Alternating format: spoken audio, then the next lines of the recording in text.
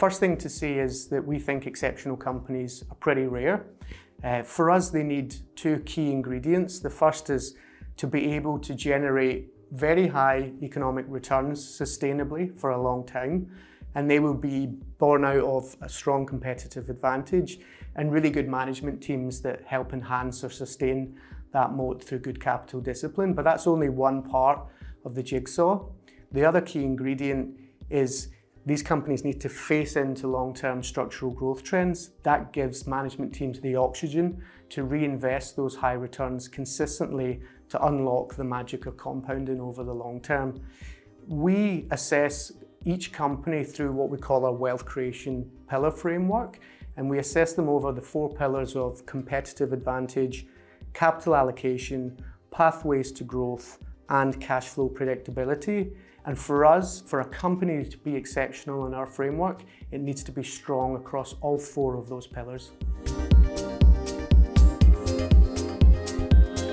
The inclusion of the cash flow predictability pillar in our framework is really an acknowledgement that there's lots of companies out there that can create a lot of wealth into the future, but they do so in a really volatile fashion. And we want our companies to compound up their cash flows as predictably as possible. And if we can find lots of those companies and put them together in a portfolio, then we can embed a more stable cash flow profile at a portfolio level.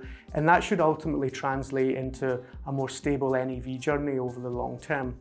The way we assess them is really to think about the nature of the company's end demand, but it's also about trying to understand the relationship the company has with its customers.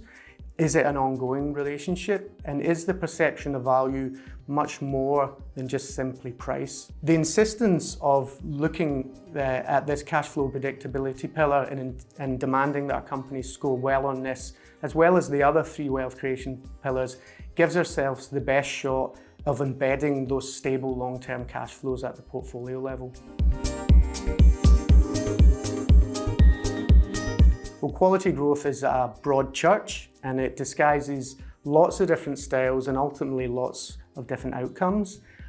We would say when we look at the broad spectrum of hyper growth on one end and that sort of traditional view of quality, so historically high and stable returns on the other end, we probably sit somewhere in the middle, and that's not us just sitting in the fence.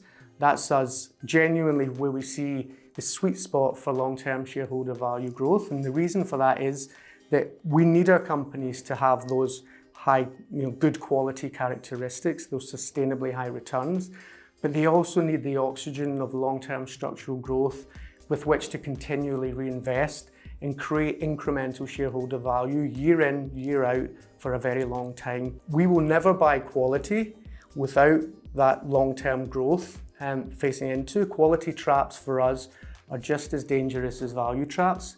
And similarly, we will never buy growth in the hope that those quality characteristics play out over the long term.